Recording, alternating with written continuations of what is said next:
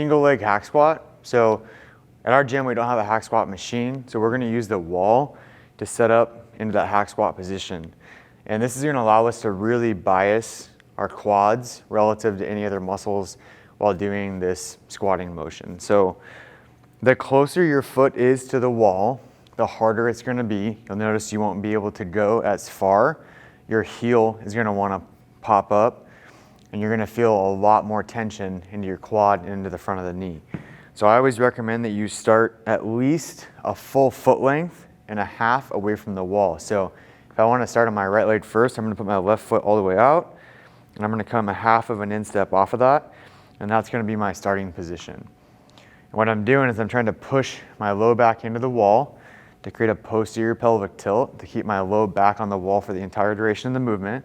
And then I'm bringing this off leg up. And you'll notice that I have to shift my weight to the right to get my foot in the middle of my body so I'm more balanced.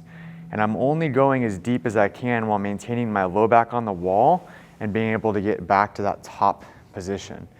This is gonna look different for a lot of individuals relative to your strength, injury history, all of those types of things. So you wanna start in the easiest position first, which is at least a foot and a half length from the wall. Partial range of motion, not going very deep, keeping that low back on the wall and be able to get in and out of that position. Now, if you really, really struggle with the single leg, what we can do is we can scale it if needed. So the intro videos are all single leg, but how I would scale it is by biasing one leg back. So we've done a hack squat on the wall before to where I'm literally holding a weight in front of me. Maybe I'm not holding a weight, but my low back is on the wall and I'm coming down as deep as I can, and then I'm coming back out of that.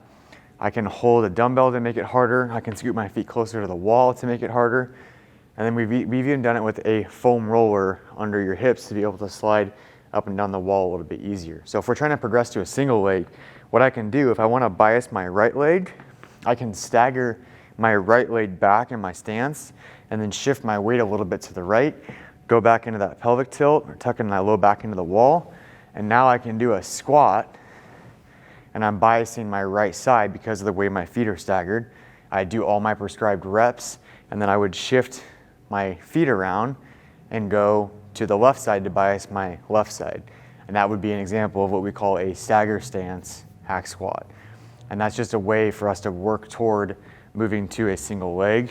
And then what you would do to progress further is you would go from a slight stagger stance to like a heel tap, and then you would go to a single leg. And again, the single leg would be with your foot further away from the wall. To make it a little bit easier, start with minimal range of motion, increase the range of motion as your strength improves.